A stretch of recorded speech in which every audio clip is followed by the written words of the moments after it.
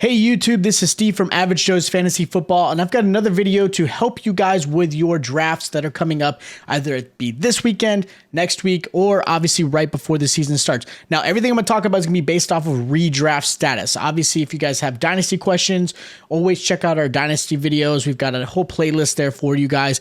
This is going to be for redraft, and specifically more for PPR. That's what a lot of people tend to play. So again, based off of a 12-man league, PPR, these are players that I'm avoiding this season. Not to say don't draft them at all, but the reason why I have these players as particular people I'm avoiding all has to do with ADP, okay? It's where they're falling in the draft, it's what round they're being taken, and what other players you could probably get at a better value than trying to put a value on these particular players. Now, again, I want to stress it. You can still draft them. Just be smart. Do not go after these guys and really reach for some of these players and where they are falling, okay? So I've got about 8 players here that I think are some guys you shouldn't be drafting based off of this particular rounds that they're falling, okay? Now, the number one shocker is going to be Patrick Mahomes. I understand Patrick Mahomes is going to be a top 5 quarterback in fantasy, and that's okay. The reason why I'm avoiding him right now is he is falling at QB3 in most rounds, or excuse me, most rankings. And then most mock drafts I'm seeing, he's going in the middle 4th to the end of the 4th round. In my experience, anything with a non-super flex, regular redraft, quarterback is something you can get later on.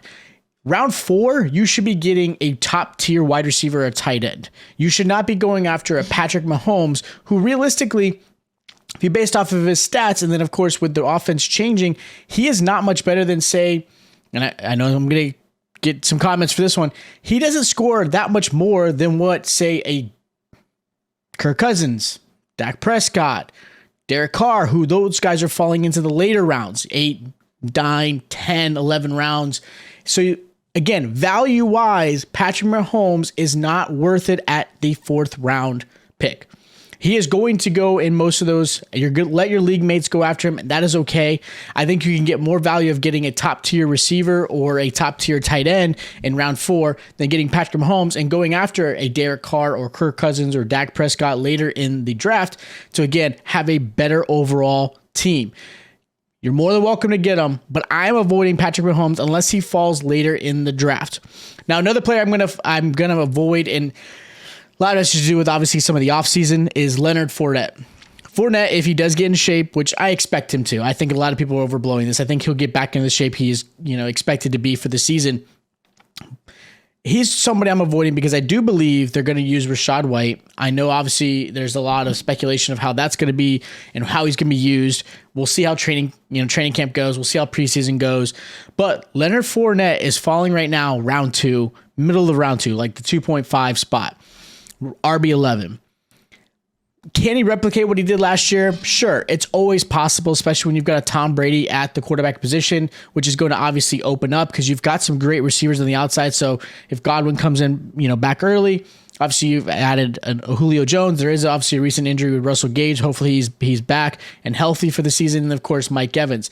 So you've got a plethora of receivers that obviously is going to take up a lot of the defense's attention, which is what helped Leonard Fournette. He's a good pass catching back. There's no Ronald Jones, but again, like I mentioned, there is a Rachaad White that will take some of that away from him, but he is going to get a lot of the goal line work. And then this being a top tier offense, expected to be top 10, they're going to get to the goal line. They're going to get some action.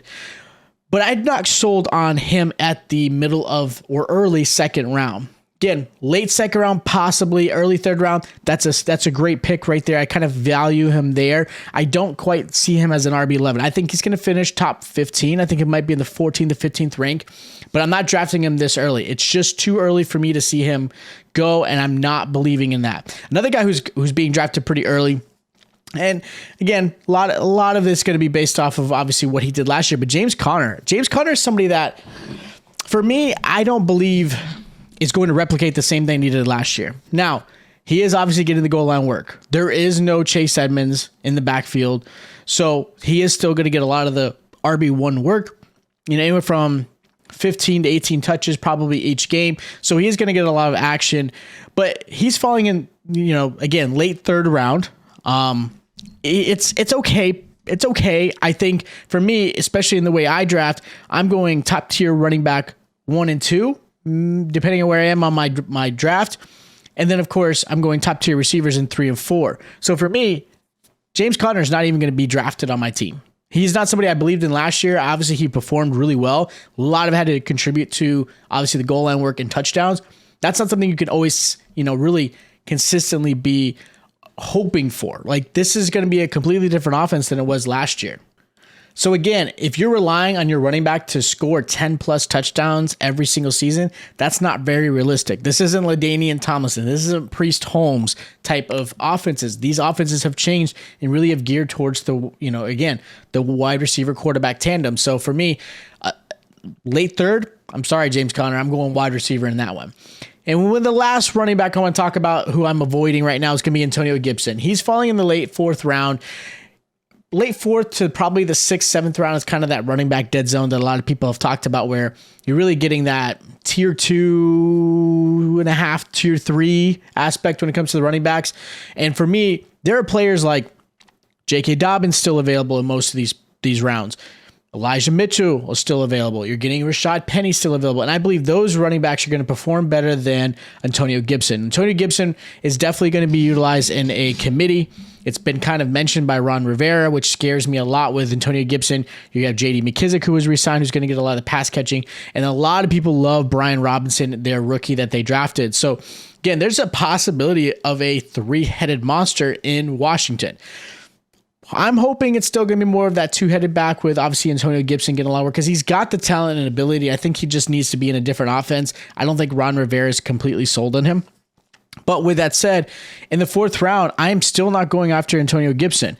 If he's falling to the 6th, 7th rounds, there's definitely a reason to go after him. He's a good RB3, RB, flex maybe, or bye week fill. But I'm not going after Antonio Gibson at the 4th round spot. It's way too early for him. And a lot of it has to do with the name, and a lot of it has to do with obviously what people are hoping to do. But if you, again, watch training camp, you read any of the news, there's a good chance this is going to be a really full-on committee, and he's not going to be that RB2 for you at all. Now, as far as wide receivers, a big name I'm going to talk about, there's a couple of them in here. The first guy I'm going to talk about is T. Higgins. I love T. Higgins. Don't get me wrong. I have him, especially in a lot of my dynasty leagues. For me, T. Higgins in a redraft format, he's going too high. He's going into the early 3rd round. He's wide receiver 11. Which I think is crazy high for him. Not to say he can't, but T. Higgins has not finished top 20 since he's been in the league. And you added Shamar Chase, who's going to only get better, and you still have Tyler Boyd out on the outside as well, or slot, depending on where they play him. It's just too many targets to kind of spread around in this offense, and you still got a great running back in Joe Mixon. I don't see T. Higgins being a top 11, top 10 wide receiver, but he's being drafted that way. I believe, again, T. Higgins is a good, solid wide receiver too. He is going to be someone who's going to get you a lot of touchdowns, anywhere from 6 to 8 touchdowns. He's going to get that over 1,000 yards. He's going to get 70 to 80 catches. That's an amazing wide receiver. He's not going to crack the top 10. Or even 11 in most cases. So for me, he is too early. 4th round, cool. 5th round, absolutely. But right now, the 3rd round here, you should still see some of the top wide receivers going. He's just not one of them that I'm kind of stretching out for. He's definitely going to be a wide receiver 2 with some boom capability of being a wide receiver 1. Okay. Another big name I'm just not drafting because a lot of it has to do with what's going on at the quarterback position. It's DK Metcalf. DK Metcalf's falling at the end of the 4th round. A lot of people see a lot of value in that because of what he can be. In Dynasty, yeah, you're probably going after DK Metcalf a little bit earlier, but in a redraft format, even in PPR, wide receiver 21, he's more like a 24, 25th based off the fact that their quarterback play were so uncertain, right? He is an alpha wide receiver. In the right circumstance, in the right quarterback, I think he is definitely a top 15 to even to the top 10 rankings when it comes to wide receivers. A lot has to be said. I think for me, I'm going to wait and kind of see how the preseason goes. So hopefully you're not drafting right now. But I do want to see what quarterback is going to end up being the quarterback for the Seattle Seahawks. Is it Drew Lock? Is it going to be obviously a Geno Smith? We're curious how that's going to play out. I think Tyler Lockett has a better relationship with Geno Smith than I think, obviously, DK Metcalf. I do think Drew Lock could possibly target Metcalf quite a bit, and he'll see a lot of balls his way, and that's what I'm hoping. But at this point, at the end of the 4th round, I'm not quite stretching that. I'm going to look and see what else is out there as far as maybe a good tight end, maybe another type of receiver that's going to get a lot more action. I'd kind of hold off on DK Metcalf. Another receiver I'm avoiding is going to be Allen Robinson. I know a lot of people love him, and I absolutely think he's a stud. I think this offense is going to be a benefit for him. I think he's going to only improve, especially with obviously what happened in Chicago. But again, Cooper Kupp is definitely the number 1 guy. He is going to be targeted heavily. I do think Allen Robinson is going to be a top wide receiver going into this. But again, a wide receiver too. 5th round is not where I'm drafting him. Allen Robinson should go in the 6th to 7th round aspect. I think you can get more value in the 5th round. Again, a lot of the tight ends are going to start falling in the 3rd, 4th, and 5th. This is kind of where you're taking him. Right now, he's wide receiver 22 in most rankings. And I'm not hating on that particular ranking. I think he's going to finish in the 25 to 30 range based off of what was possible. And I do think that obviously he is going to take some of those targets away from, obviously Cooper Kupp. But we're still curious, right? We're still, how's he going to play in the offense? Where's he going to line up? You still have Van Jefferson, who's going to get some targets. You still have obviously a Tyler Higbee. You got your running backs back in, Cam Akers. So there's a lot of offensive weapons for Matthew Stafford and this Rams offense. I am very curious how that plays out. Training camp, obviously preseasons do show some aspect of what this is going to play like, and I'm super excited to see what's going to happen. But I don't think Allen Robinson in the middle of the 5th round is going to be where I'm going after him. You're more than welcome to, but I'm avoiding him. I think you have some better options. And the last player I want to talk about who I am avoiding is going to be George Kittle. This is a big name that a lot of people are going to probably be shocked by. He is falling at the end of the 3rd round. And there's nothing really, I don't necessarily hate quite the 3rd round. It's more that I'm not falling in love with what this offense is going to look like. George Kittle does have some health issues, unfortunately. He has struggled, obviously being in a full season. You've got a new quarterback in Trey Lance who is being hyped up like crazy. I do believe in him in the dynasty realm. Redraft, I'm not quite sure yet. Obviously, I can't wait to see what's going to happen in the preseason, and I do hope they give him some action just to kind of get some, familiarity, kind of see what he's all about. But again, you still have a Deebo Samuel who looks to obviously be there for the long term, right? That re-signing helps a lot. You've got Brandon Ayuk, who has been really the heaviest targeted player as far as the training camp goes from Trey Lance, who I'm obviously super in love with. I think he's a good sleeper for you. Not saying George Kittle's not going to be a good option for you, but at tight end 4, I think he's more of a tight end 5. I think you're going to see some more options in, Dalton Schultz, who I think is going to get heavily targeted, especially with what's going on in Dallas with their offensive weapons having injuries and losing guys. I do think he's going to get a lot of targets. You still got, obviously, Kyle Pitts, Mark Andrews, Darren Waller, who I think is going to be a little bit better. You get Travis Kelce. I'm a little nervous with that.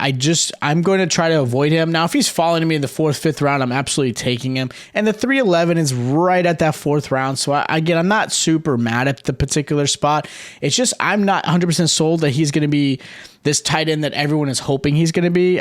There's a lot of worry that I have in this particular offense. I do think they're going to run the ball a lot. I think they're going to use their running backs. Trey Sermon looks pretty good this training camp. They're loving it. Elijah Mitchell, I think, is going to be a good running back for you this season. Jeff Wilson's, there's a lot of options for them, and I think they're going to utilize that because they are going to help, obviously, kind of ease Trey Lance in and kind of use his legs. There's a lot of good stuff I think could happen from this. George Kittle is just one I'm a little bit nervous about. Again, if you draft him at the 311, I'm not mad at it. I just think you can probably get some better receivers and get maybe, like I said, a Schultz who's falling a little bit further. I think even a Cole Kmet, Pat Framer. I think you could get more value out of those tight ends who are going to get heavily targeted in their offenses than I think a George Kittle. I think you're just putting too much value behind that. Okay, so those are my players that I'm avoiding this particular season when it comes to redraft based off their value. Again, if you guys have questions about your drafts, make sure you check out our mock draft videos we're dropping, or of course, ask us in the comments down below, or follow us on our socials. We're on Twitter, Instagram. You're more than welcome to follow us there. DM us, ask us questions. We are there to help you guys out with your fantasy. We want to make sure you guys are winning at the end of the season. If you guys are new, make sure you hit the subscribe button and that notification bell is on. That way you guys get notified every time we drop a video just like this. And of course, hit the like button. It is greatly appreciated. Spread the love. Share our videos with all your friends. Or maybe not. I would love for you to, but I understand if you want to hide some of this information from your league mates. But again, share them if you can. Again, check out our mock videos. If you're in Dynasty, check out those videos and rankings. And I'll check you guys next time.